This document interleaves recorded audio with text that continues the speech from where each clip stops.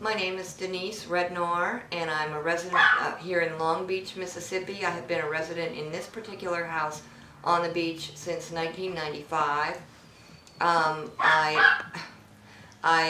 have been, since the beginning of the oil spill, I have been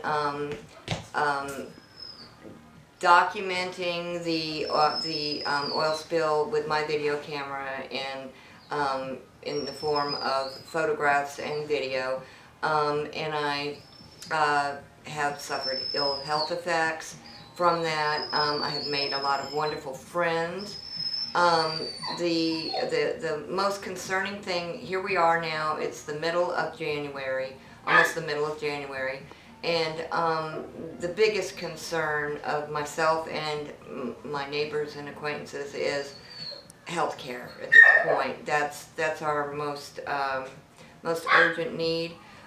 There are other issues, the quality of our breathing air, the quality of our lifestyle here at this point, because of the fact that you know, we've lost our, many people have lost their livelihood, many people have lost, well, we've just lost so much because there's the use of the Gulf as far as recreation. It's a lifestyle here, and the reason that we live where we live is because of all those things. Prior to the oil spill, many of us would go fishing at the Gulf, and we would feed our families, you know, from the Gulf, and we used it for our recreation and rest and relaxation. And many of us made our living, whether it be with the oil or, you know, fishermen.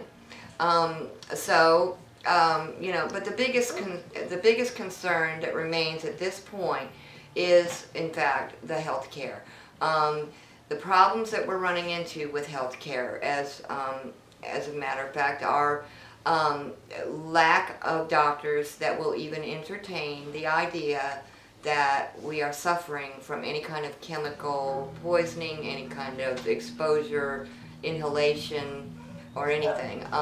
I have friends that have suffered with vomiting and diarrhea. They have upper respiratory infections that they have been dealing with since June and July. They have bleeding under the skin, internal bleeding. They have lesions that are diagnosed as staph infections. The upper respiratory infections are frequently diagnosed as bacterial pneumonia, bronchitis, those types of things. The vomiting and diarrhea is often misdiagnosed as stomach flu or food poisoning. Well, people don't have food poisoning for 6-7 months. I have an elderly not elderly, in her early 70s, a woman that contacted me, ate crab cake at a fine dining restaurant, and now is suffering with holes in her esophagus and her stomach, perforations. And they said that she ate something toxic, but they won't investigate. They won't see what it was that she ate, and they won't, you know, check in with the restaurant or do any kind of chemical testing, because they're afraid, I believe, that they're going to find out that it is in fact from toxins from the Gulf. The other thing that people need to be fully aware is that we continue to witness airplanes, and we continue to witness boats leaving the harbors every day, and we continue to suffer with burning of the eyes, burning of the throat, watery eyes, blurred vision, confusion. And this is people that don't necessarily go down near the water. These are just people that live back off of the water, that are, you know, they go out in their yard and they start suffering the ill effects. They are obviously, quite obviously, still spraying chemicals. And although they have said that they stopped in July, we just find that impossible to believe that they're not still spraying, because of the fact that I go down every day and I photograph and I witness for myself, and then I share it with others on Facebook and everything, that the chemicals are very much present. There is no sign of life right now in the Gulf of Mexico. I've not seen a living, breathing fish, crustacean. I see a few seabirds along the shore, but they're sick, they're malnourished.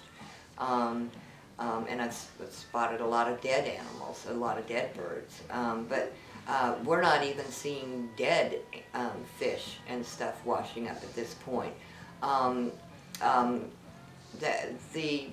The biggest concern is how we are going to find and get good health care, because people are beginning to really fall ill. And there's a lot of people that have been hospitalized. Friends that are coughing up blood, and then, like I told you, with the intestinal problems and the respiratory problems. And they've made multiple trips to the emergency room, and they're treating them with antibiotics, and they're ineffective. The chemicals cannot be treated with antibiotics. And people are getting very frightened at this point that people are going to start to die. And it's a major, major concern. We don't know where to go from here. I've attended, and numerous of my friends have attended DMR meetings, FDA meetings, EPA meetings. We have been to the Feinberg meetings. We went to I didn't make it, but several of my friends spoke up about health care at the commission meetings the other day, because they've already reached their conclusions. And for the life of us, we don't understand how they can come to these conclusions when we're in the midst of the crisis. We can't understand how Feinberg can come up with and put a dollar figure on the loss of income. We have no way of knowing the future unless it's already pre-planned and they know the future. That's a fear. That's a definite fear, because you know, they're trying to get people to waive their right to sue, and they're giving people three choices basically. You can take a quick settlement for $5,000 if you're an individual, or $25,000 if you have a business. $5,000 isn't even a full month's income for most families that were in the seafood business. How can they put a tag like that, especially when Mr. Feinberg's firm is making $850,000 a month to get people to surrender and give up their rights?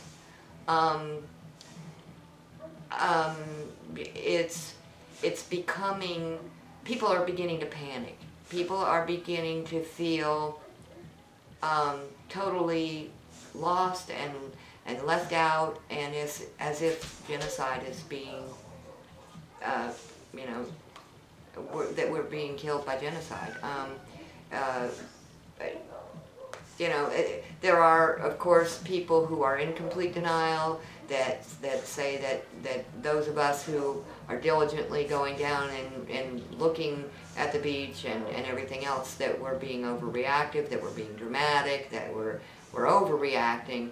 And I'm here to tell people that that's not the case. You know, they need to open their eyes, they need to open their hearts, they need to reach out to one another, and we all need to help each other.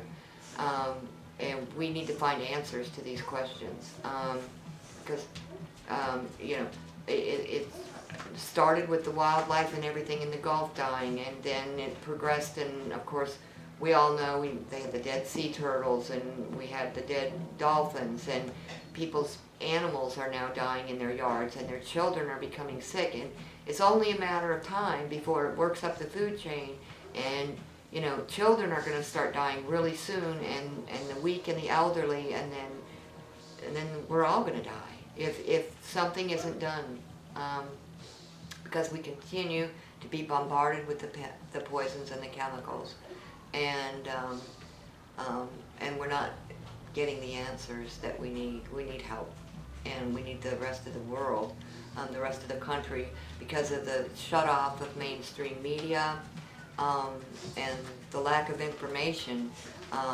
We're afraid that the rest of the world believes that this crisis is over when it's not.